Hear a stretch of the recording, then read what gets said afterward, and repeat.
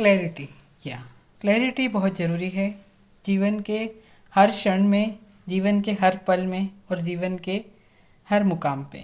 क्योंकि आप ही देखिए, जब आप क्लियर होते हैं, जब आपके अंदर क्लैरिटी होती है तो आपको कितना सुकून होता है, आपका मन कितना शांत होता है, आपको कुछ सोचना नहीं पड़ता है, कोई ओवर थिंकिंग नहीं होती है और आप बस उस क्षण में रहते हैं और आपको पता रहता है कि ये ऐसे करना है। सिंपली देखिए कि यदि आपको नेक्स्ट डे यदि आपको काम पे जाना है तो आपने रात में सारी तैयारी करके रख दी है कि आपको क्या आपका मीन्स ये रहेगा, मीन्स ड्रेस कोड क्या रहेगा, आपने क्या बनाना है, आपने क्या करना है और बाकी भी सब जो भी कुछ आपकी चीज़ें यदि आपने रात में प्रिपरेशन कर दी, दिमाग में एटलीस्ट तैयार कर ली है, तो आपको कितना क्लैरिटी होता है। सुबह उठ के फटाफट फटाफट काम करते हैं तो आपका जो काम मीन्स 2 घंटे में होना था वो 1 घंटे या 1.5 घंटे में ही हो जाता है, क्योंकि आपको पता रहता है ये सब ऐसे ऐसे करना है और आप उस पर लग जाते हैं, आपको कुछ सोचना नहीं पड़ता है। क्योंकि हम सोचने में ही अपना बहुत सारा समय व्यतीत करते हैं और उससे हमारा मीन्स माइंड भी बहुत वो हो जाता है, मीन्स कन्फ्यूज़न में हो जाता है, बहुत ज़्यादा हम मेंटली बहुत टायर्ड भी हो जाते हैं और हमें कोई रिज़ल्ट भी नहीं मिलता है और हम जो हमारा जो कीमती समय रहता है उसमें मतलब वो हो जाता है, बर्बाद हो जाता है। तो हमें लगता है हम मीन्स कुछ कर भी नहीं पाते और हमें लगता है सब टाइम तो से निकल गया और फिर हम उससे हमें और ज़्यादा गिल्ट होती है और हम और भी कुछ कर नहीं पाते, कुछ स्टेप्स ले नहीं पाते हैं। तो इसलिए बोला जाता है क्लैरिटी इज़ पावर। तो आप जितना क्लियर रहेंगे उतना ही आप मीन्स मैनिफेस्ट भी कर पाएंगे, उतनी चीज़ें आपके लिए आसान होंगी और उतने आप काम कर पाएंगे और आप टाइम मैनेज भी कर पाएंगे।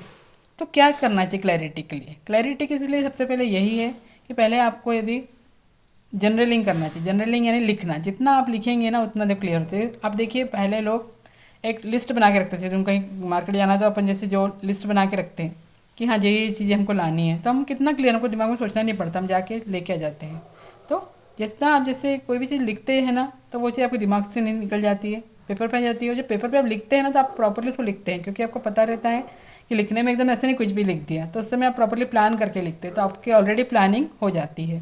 तो एक तो ये फ़ायदा होता है और दूसरा जर्नलिंग करने से हमारे दिमाग में फिर विचार जो हैं वो शांत हो जाते हैं, सब चीज़ें पेपर पे आ जाती है, तो हमारा ऑलरेडी जो माइंड का काम है वो पेपर के ऊपर हो जाता है और हमको बहुत क्लैरिटी आती है। आप इसको शुरू कीजिए, देखिए, आप कुछ नहीं तो उठिए, आप 2 मिनट लिखिए, 2 मिनट के लिए जर्नलिंग कीजिए। उठते से अपने बेड के पास ही एक पेपर या नोटबुक और पेन रखिए और उठे के पहले जो भी मन में आ रहा है लिख दीजिए। देखिए आपका मन कितना शांत हो जाएगा और आप कितना ईजिली सब काम उस दिन कर पाएंगे। आप ये एक छोटा सा प्रयोग कर सकते हैं।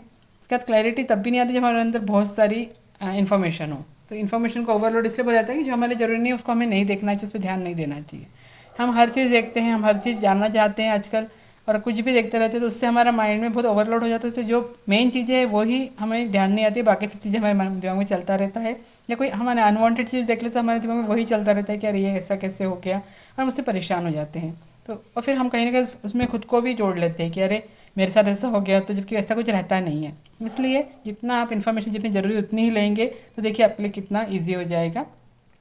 और इसके बाद में क्लैरिटी के लिए आप खुद से बैठिए, उस वक्त बैठिए, पूछिए खुद से, साइलेंट में बैठिए, मेडिटेशन करिए या साइलेंस ऐसे ही बैठिए 5 मिनट, खुद से पूछिए, सांसों पे ध्यान दीजिए, फिर खुद से पूछिए कि मैं क्या चाहता हूँ, मेरी क्या प्रायोरिटी है, मेरे लिए अभी क्या करना ज़रूरी है और क्या चीज़ें मुझे सुकून देंगी या सेटिस्फेक्शन देंगी। जब आप खुद से ऐसी बातें करेंगे देखिए आपको खुद को आंसर आएंगे। एक दिन में नहीं आएंगे, एटलीस्ट रोज़ आप पूछते रहिए खुद से, थोड़ी देर शांत बैठिए और देखिए आपको आंसर आने लगेंगे।